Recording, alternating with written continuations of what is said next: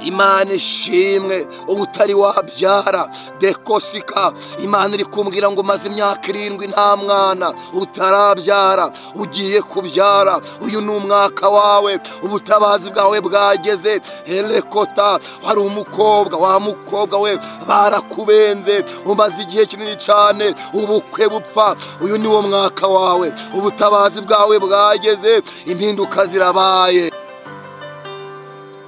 Umva ngo amakuru ngo Yesu ngo kuva Kaperinawumu kugera i Nayini ngo hari urugendo rw'iminsi 2. Uvuye Kaperinawumu ujya Nayini hari iminsi 2 n'amaguru.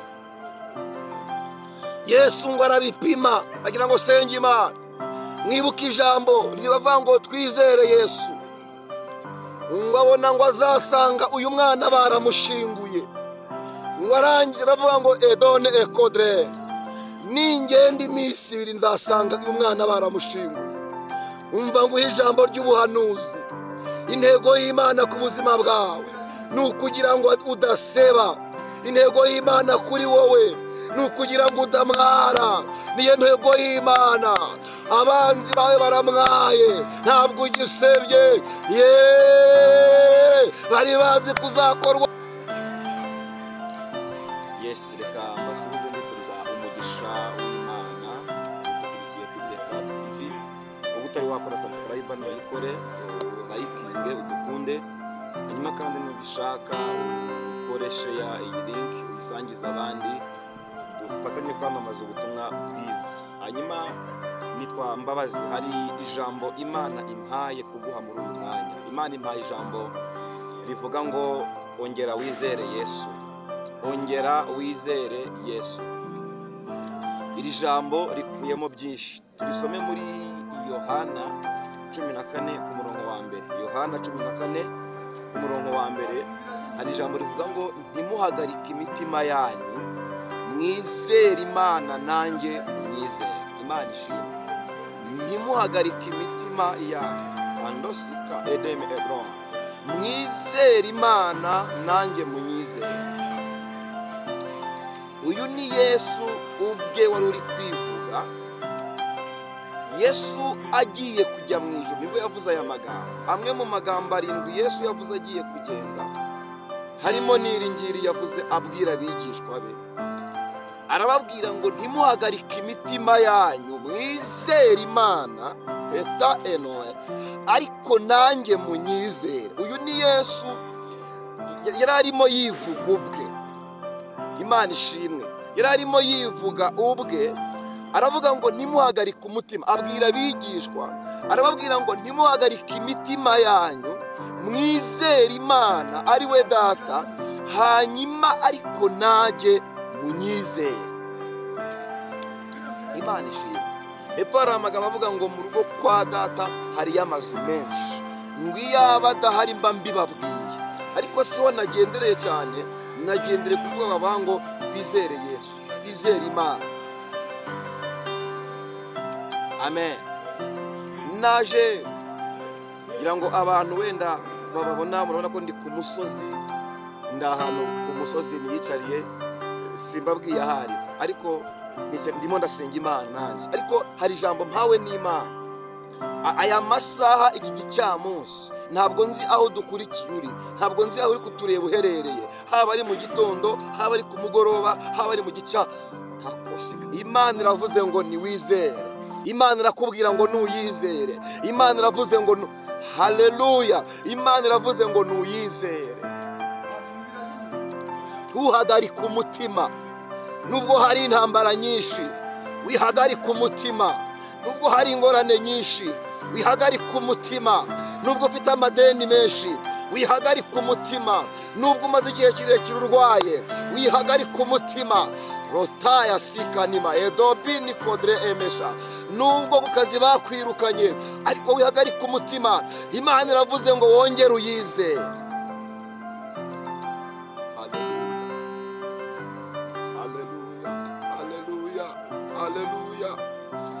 Biravuze ngo ntimuhagarike umutima. Maze gusomera ijambo rivuga ngo ntimuhagarike umutima, Yesu yatubwiye, Yesu avuze nagize amatsiko yo kumenya uyu muntu ubwira abantu bababaye ngo nibahagarike umutima ni muntu ki. Nagize amatsiko nsoma ibitabo byinshi, nsoma amateka, nsanga uyu mugabo witwa Yesu wabwiye abantu ngo nibahagarike umutima niwe kandi wabwiye abantu ngo yemwe abarushe n'abaremerewe mwese muze musange ndabaruhura. Imana ishimwe. Habe n'imiryango ikomeye za UN ntabwo zaruhura abantu bose, habe n'ibihugu bikomeye ntabwo byaruhura abantu bose, ariko Yesu mwene Dawidi yaravuze ngo yemwe abarushe uhereye ku woroheje n'ukomeye mwese nimuze musange ndabaruhura.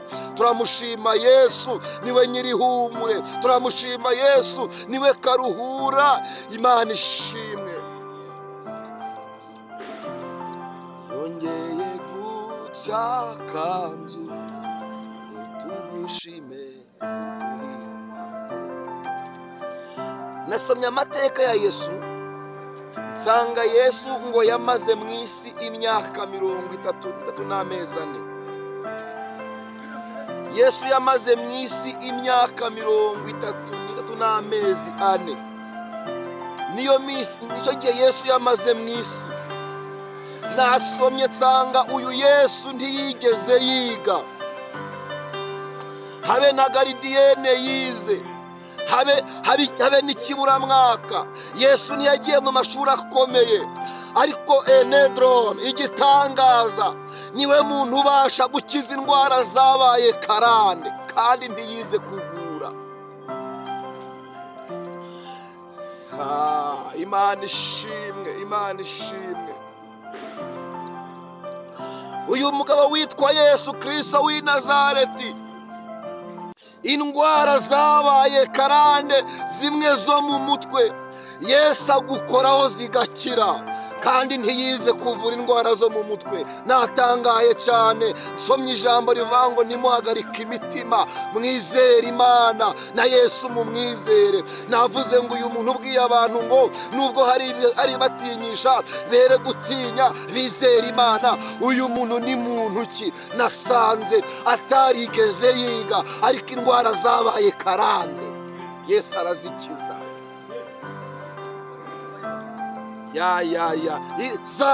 Indwara zananiye abantu Yesu aje azikiza. Imana iguha umugisha aho tureba. Ubu ni ubuhanuzi Imana impaye kuguha. Niwizere Imana, reka kwiringira abantu, reka kwizera abantu. Abantu baraduhemukira, abantu barahemuka, abantu barahinduka. Halote kosilabo, ariko Yesu Jesus ntajya ahinduka.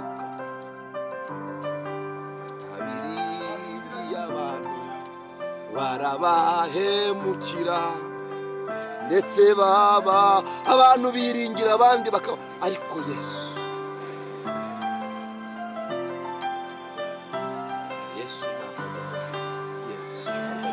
urakoze. Ndakumvise ntabwo uhemuka, ntabwo ujya uhemuka.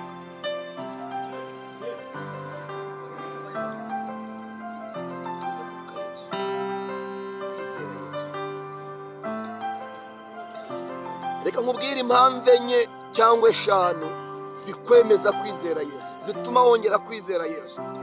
Iya mbere, muribuka umugore umwe wo muri village wo mu mudugudu witwa Nayini. Uyu mugore ngo yari afite umwana w'ikinege. Umugabo w'uyu mugore akaba na se w'uyu mwana yari yarapfuye uyu mugabo. Hanyuma uyu mugore yiringira Imana, agira umwana umwe w'umuhungu w'ikinege.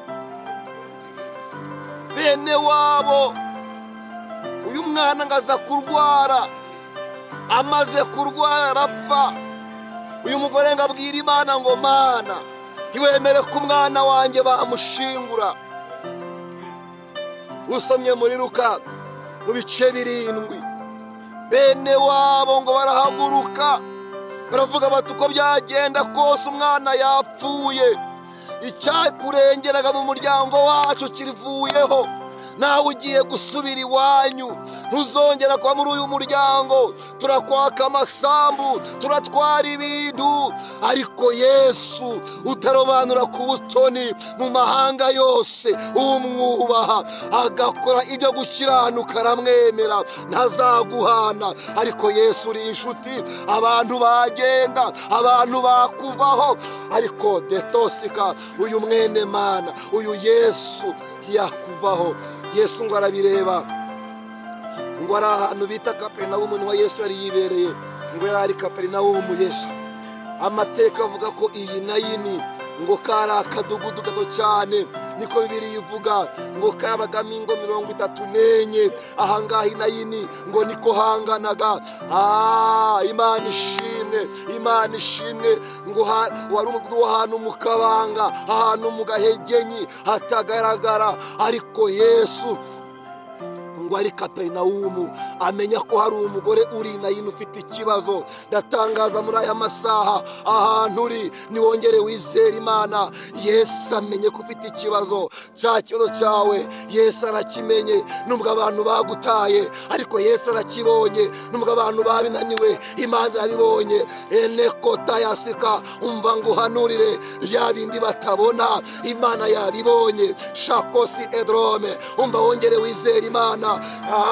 Soko odre, ntabwo uzamwara, ntabwo uzamwara, yewe ntabwo uzaseba.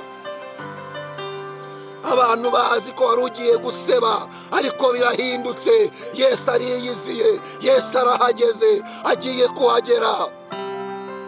Umva amakuru,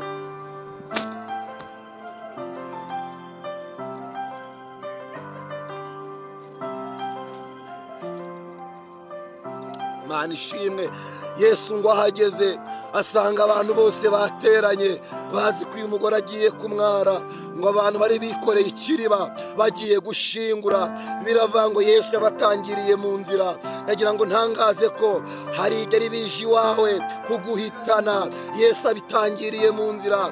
Elekodre enera bitarakugeraho, batarashingura, Yesu arabitangiriye. Itaraba cyamunara, Yesu ayitangire. Utari waseba, Yesu arabitangiriye. Batarakuvuga, Yesu abitangire. Bataragufunga, Yesu abitangire. Ndahanurira ubuzima bwawe, ndahanurira imibereho yawe, Yesu arabitangiriye. Elalobe kota yasika, hari ijambo rivuye ku Mana. Ele kota yasika, bya bindi byabaye karani byanze kurangira. Wari uzi kugiye kumwara, ariko ntabwo ukimwaye. Yesu arahageze, arabitangiye. Yesu arahageze, arabitangiriye. Niwongere umwizere, hagiye kuba impinduka ku buzima bwawe. Iyo ni impamvu ya mbere ituma wizera Yesu. Iyo ni impamvu ya mbere.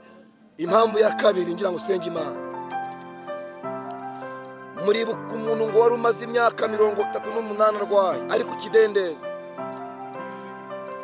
Imana ishimwe cyane.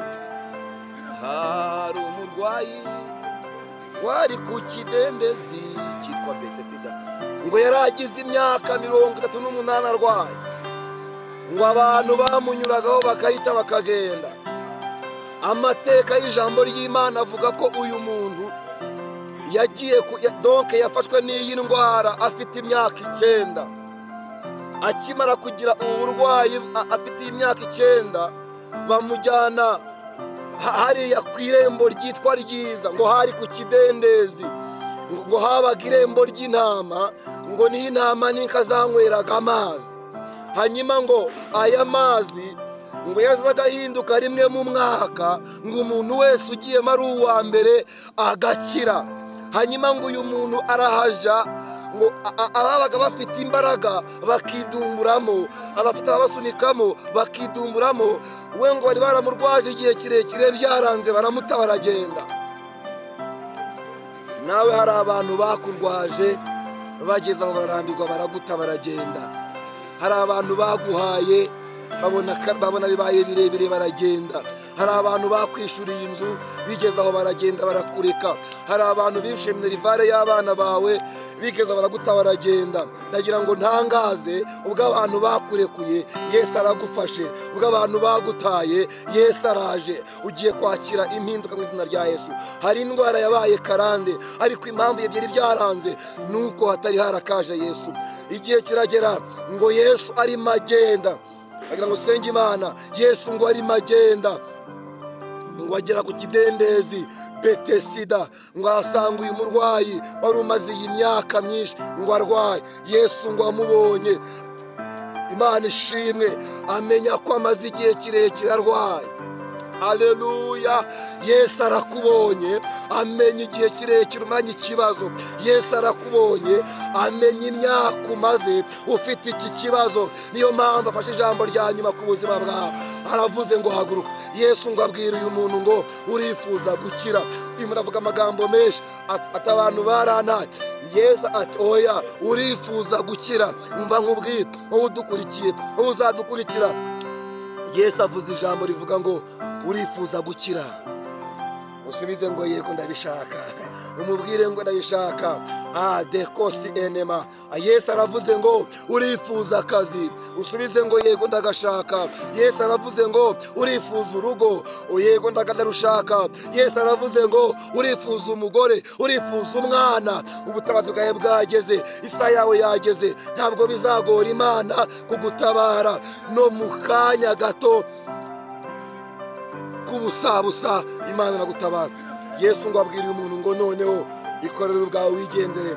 Uyu muntu ngo afata uburiri, nawe wumve muri iyo myaka yose bwari bwarabaye ubushwanyu, ngo ariyikorera arakira. Yesu amukiza atagiye mu mazi, Yesu amukiza nta by'amazi. Umva ijambo ry'ubuhanuzi aha ngaha. Yesu agutabaye, nta bintu byinshi bibayeho. Yesu agutabaye, nta bintu by'imanza. Yesu akurengeye, nta bintu by'imanza. Yesu agutabaye, nta muntu ubyivanzemo. Niwakira ijambo ry'Imana. Elakota edo obifodren. Uyu muntu yamaze iyi myaka yose, ariko Yesu aje amuvugaho ijambo gusa, arakira arataha. Nawe impamvu utari wagatabawe nuko Yesu atari yakaje. Amakuru avuye ku Mana, amakuru avuye mu ijuru. Yesu akuvuzeho ijambo, uburwayi burakize. Yesu nakuvugaho ijambo, kredi irishurwa. Yesu nakuvugaho ijambo, urabyara. Yesu na takota yasika enekota edome. Wibwira Imana ngo bimaze igihe kirekire. Oya, Yesu arahageze, amateka yawe agiye guhinduka mu izina rya Yesu. Amen. Niwakira ijambo ry'Imana. Intego yari ivuga ngo nukwizera Imana. Happy enema, nukwizera Imana. Izo ni impamvu ebyiri muresha navuze zikwizeza Imana. Nzakubwira izindi ikindi gihe. Imana iguhe umugisha. Ndagira ngo usengere Imana, ndagira ngo dusenge Imana, ndagira ngo utarakora subscribe kandi ukore subscribe, tujye tubana bidukurikira buri gihe. Ugiye ubana natwe mu masengesho, mu ijambo ry'Imana, haba mu buhamya de edobre. Hari icyo Imana yakora ku buzima bwawe, kandi iri jambo uryumvise wizera Imana, ntiri gupfira ubusa. Wizera Imana, wizera Imana. Biravuze ngo nimuhagarike imitima yanyu, mwizera Imana nanjye munyizere. Ni Yesu bwe ari uri kwivuga, aravuga ngo nimwizere Imana ari wese, ariko nanjye munyizere. Alaketa edro. Yarengeye abandi, nawe izakurengera. Yatabaye abandi, nawe izagutabara. Yagiriye neza abandi, nawe izakugira neza. Udukurikiye uri i Burayi, uri muri Amerika, uri muri Canada, uri muri Europe, udukurikiye uri muri Afurika, udukurikiye uri mu Rwanda, aho dukurikiye hose, menya ngo Yesu aracakora. Imana iracyakora. Eta obre. Imana iracyakora. Ukomeze uyizere, ukomeze uyiringire, na bya bindi izabikora. Hanyuma reka dusenge Imana. Ese urizeye? Ese urumva wakiriye kwizera? Mana, mu izina rya Yesu ndagushimiye kuri Imana y'imbaraga, uduhaye uyu mwanya. We watabaye uyu mugore bari bagiye gushingura ntibamushingure, ugatabara uyu muntu ku kidendezi, natwe waturengera. Uyu muntu uzamutabara, uyu utabyara uzamuha urubyaro, wabuze akazi uzakamuhe, utari edobrere, wabuze minerivare uzamuha minerivare, uyu nguyu utari uzamuha ubwe. Haleluya. Uyu nguyu ukenera uzarumuhe mu izina rya Yesu.